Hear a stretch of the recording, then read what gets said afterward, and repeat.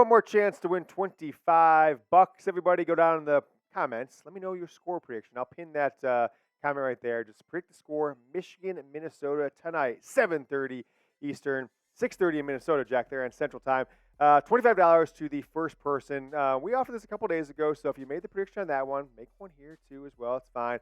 Just try not to put a bunch of different predictions because, I only got to take your first one you put in is the only one we're counting. And as a reminder, disclaimer, the legal team, you can't edit your comments. So if you edit your comment, not qualified. And he's got to be in before kickoff. So predict the score, Michigan, Minnesota, 42-7. Michigan is my prediction. Make sure, of course, you put which team will win. I'll assume it's Michigan, but you got to put it to qualify. Whoever gets the score prediction right, I'm going to reply to that comment and Venmo you $25 shortly after the game or sometime on Sunday. What am I looking for in tonight's matchup? The Wolverines try to extend their start of winning the season, 5-0, going to 6-0, and there's a chance after today. You never know what's going to happen. You got Texas, Oklahoma. You got Georgia and Kentucky, a really good Kentucky team. Michigan might end up being the number one team in the country when the polls come out tomorrow. Guys, I'm at Twitter. It's at James Yoder. Follow me. I'll be tweeting out highlights and my analysis all during the game. So make sure you follow me, or else, just remember that, or else. Number one thing I am looking for in today's game is the downfield passing. The downfield passing of this team, I think, has gotten a pass from the fans, from the coaches, from the media. People think, oh, wow, JJ's throwing 79% completion. He's getting over 200 yards a game, even though he's not really playing much past the middle of the third quarter. Yada, yada, yada. Roman Wilson's got his 8 touchdown catches. Michigan's passing game is looking great, et cetera, et cetera. But has it really, from the pocket, has Michigan completed more than a couple passes all year? Most of JJ's best passes have come when he's scrambling out. Let's just take this past weekend. Okay, scrambles, to the right a little bit, pauses. Roman Wilson's route was kind of shallower across the middle to the right side. JJ's outside the pocket. Now he's just going to take off deep. JJ chucks it up. He catches it in the guy's helmet, David Tyree style. Scores a touchdown. Then Rush coming off the left side. JJ does the spin move, goes out there, throws away from his body. So both touchdowns against Nebraska. You look back in the ECU game, the UNLV game. Majority of J.J. McCarthy's 10 touchdowns. At my count, it's 6 or 7, depending on what you consider a true rollout or broken play. 6 of those touchdowns have come on J.J. improvising, right? 5 of the 8 of them have gone to Roman Wilson. So the downfield passing from the pocket is going to be something that Michigan is going to have to improve on if you're going to go into Happy Valley and get that win against what could be a top 5 or a top 8 Penn State team, depending on whether or not they beat Ohio State on October 21st.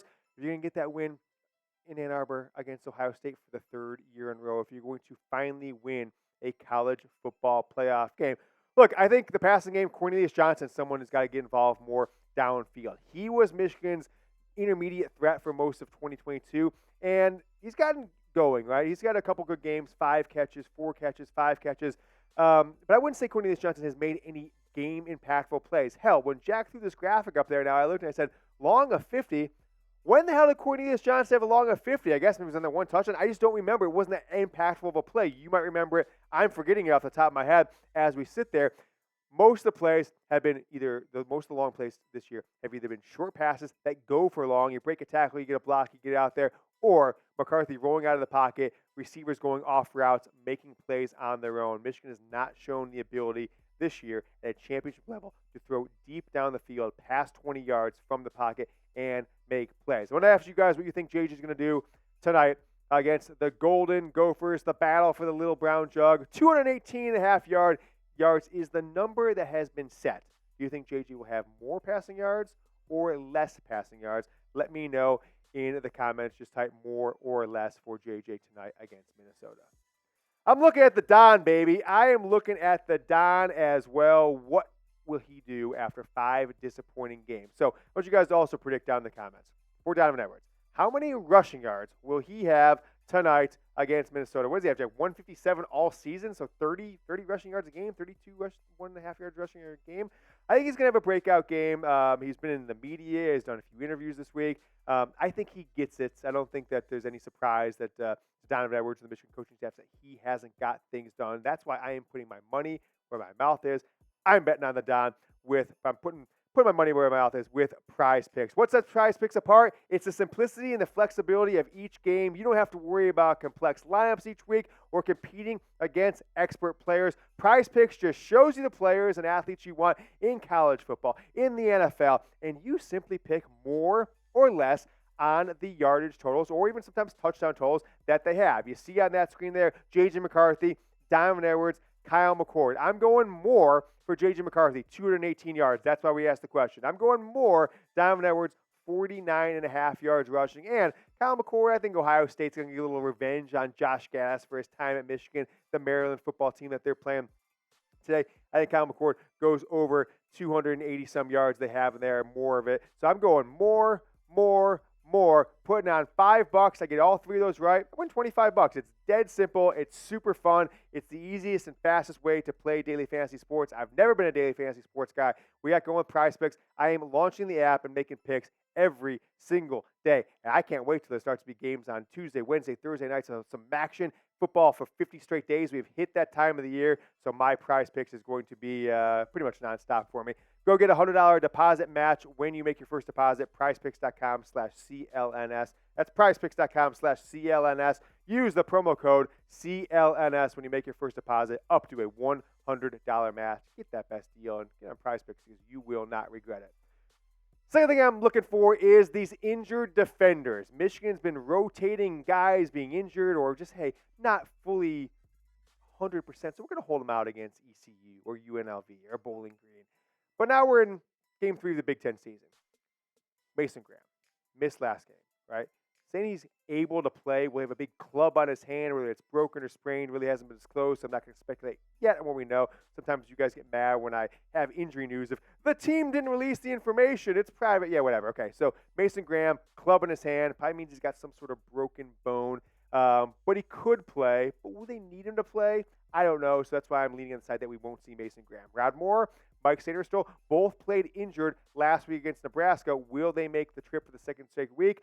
Not sure. Both guys played around 20-ish snaps last week at Nebraska. But I'm looking at Keon Saab, right? The sophomore. He's been in the starting line for 5 straight games for Rod Moore.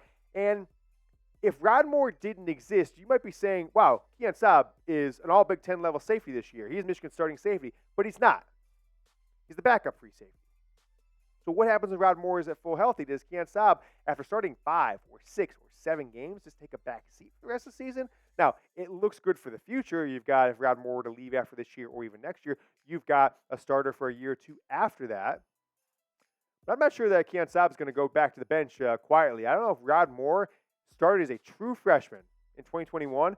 Could he get Wally pipped, get injured, come back, and Keon Saab turn into an all-conference player, or maybe an all-American player by the time all is said and done? It's something to consider looking forward this week. Mke Sainristil, he's not going to lose his job no matter what happens, but I'm interested to see how much he plays while he's been working through an injury per Jim Harbaugh. Third thing I'm looking for is, can the defense keep their third quarter shutout streak alive? Can this continue? One of the more impressive statistical feats of the 2023 college football season so far. I'll show you that in a second, what Michigan's done by quarter. But I want to ask you guys, as we get to our post-game show tonight, I want to launch YouTube Studio app, load up my post-game show, and see 28,000 subscribers. We're within striking distance, about 40, 50 away as we are filming this on Saturday morning to get to 28,000 subscribers. YouTube.com/Michigan TV, or just hit that little button below it that's gray right now, or is it red or gray? What do you have? It's red. You hit the button, it turns gray, then you're subscribed. So you see that button right below the video, hit that, subscribe to the channel, daily Michigan football videos, and the most entertaining host covering this program in the history of the world, I've been told. Score by quarter this year so far. I mean, look at the fourth quarter. You put the second stringers, the third stringers, the fourth stringers. Michigan has given up 17 of their 30 points this year, only giving up 6 points per game right now in defense. 17 of the 30 have come in the fourth quarter against the second, third, or fourth stringers. Michigan's starting defense has only given up 1 touchdown so far this year. That was against Rutgers, first drive of the game, and then 2 field goals, right, to Bowling Green. One of those coming off a J.J. McCarthy interception. So you've got an all-time defense right now, statistically, through 5 games when it comes to scoring. Can this shutout streak continue? You come out of the locker room, you shut the team out, you kind of completely start to turn the game, maybe a close game, a 2-score game, into an absolute blowout. We've seen it basically happen every single game. One little factor I like so far this year is last year we told you Michigan statistically was one of the best 5 teams in the history of college football until the TCU game in the second half, right? Outscoring their opponents, something like 26 points a game or something like that in the second half last year. Absolutely absurd. You've seen it continue this year in the third quarter, and then they put the scrubs in. I don't want to call them scrubs, the backups in the fourth quarter. It hasn't turned out as dominant, but that third quarter dominance, if it continues tonight, I think we're on pace for a Michigan football defense that could be considered among the greats in the history of the program. Michigan prime time once again. Where will you be watching tonight's game from? Let me know in the comments. Give me a C if you're going to be watching it at home on your couch. If you're going to a friend's house, type F in the comment, watching with some friends. If you are heading to the bar, getting litty on a Saturday night, having a few drinks with friends there at a bar, B. Or if you are in Minnesota, if you're going to the game in Minneapolis, go ahead and give me an S that I'm watching the game in the stands. Number 4, how about special teams? Haven't been that special so far this year. I think nothing's happened from the return game. You got 1 or 2 returns, 20-plus yards. And they've got this guy, Jake Thaw. If you recall the first game, punt return, got it. Who's number 26? I never even heard of Jake Thaw's name. He's a walk-on. I never heard the name said in my entire life before he was tried out there as a starting punt returner against East Carolina. But it looks like Tyler Morris has kind of secured the job. He had himself a nice run against Nebraska. 4 returns on the year for 57 yards with a long of 30. So, okay, cool. Those other 3 attempts, you're averaging 9 yards per return. Jake Thaw, though, 7 returns, 44 yards. Take out that 1 of 19, you're down to, 25 yards. So you're 625. He's averaging like 4 yards a return. I just don't think you want to put a guy who just can't make an impact on the game as your punt returner. And that's kind of what I think Jake Thaw is. Tyler Morris seems to be able to break a tackle or two, get upfield. Doesn't really have the fumbleitis issues that past Michigan football punt returners have had over the years.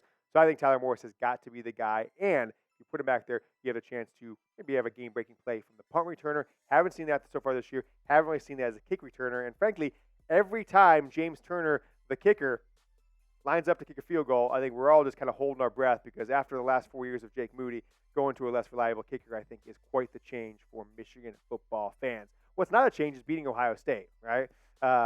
We can take credit for it, which we will, of launching the greatest sports political campaign in history, beat Ohio State again in January of 2020, and Michigan hasn't lost since. It's been a decade since Ohio State's beaten Michigan. It's the 2020s. Ohio State hasn't beaten Michigan since the 2010s, 2019 season to be specific, but decades are decades for a reason. So go ahead and type Bosa. Ohio State's always the eye on the prize. That game is under 2 months away, so we got to get back in Bosa mode. Last thing I'm looking for tonight is this the best team in college football? I think Michigan finally opened up a lot of eyes around the national landscape. You saw Ohio State didn't play last week. Their fans were trembling on Twitter watching what Michigan did to Nebraska, absolutely destroy them. And not just destroy them, just destructed the entire program. Just take the Nebraska program down to its foundation. Just absolutely, it was like Michigan playing a junior varsity team. That's how dominant they looked against one of the perennial all-time teams in college football, Nebraska. That's how good Michigan looked. Pair that with Georgia needing their fourth quarter comeback to beat Auburn, and you've got a lot of people saying Michigan could and maybe should be the number 1 team in all of college football. Georgia takes on a very good Kentucky team with maybe the best running back statistically in all of college football today. Could Kentucky get that win? Could Texas, Oklahoma be a slugfest, and then neither one of them jumps up into the rankings as well? Texas number 3 in the polls. If they were to blow out Oklahoma by 30 points, they might get the jump over Michigan. Either way, whether Georgia loses or not. But there's a chance we could wake up tomorrow where Georgia loses or looks really bad, ekes out a close one. Texas doesn't really look dominant against Oklahoma, and Michigan could be the number 1 team in all of college football. Go ahead and predict the score for me one more time. I want to give you guys the opportunity, if you forgot at the top of the show, get the score predictions down in the comment. I pinned this comment beneath the video. Reply to that just to make it easier on us to get the right score prediction. I'll reply to that comment, hit you with a Venmo either late tonight or early sometime tomorrow. I'll be back tonight after the game with my post-game show from home, and I'll be back in the studio tomorrow for Overreaction Sunday, bright and early, so make sure you subscribe to the channel. Good luck. Enjoy the game tonight. Afterwards, I'll see you here on YouTube. Till then, go Blue.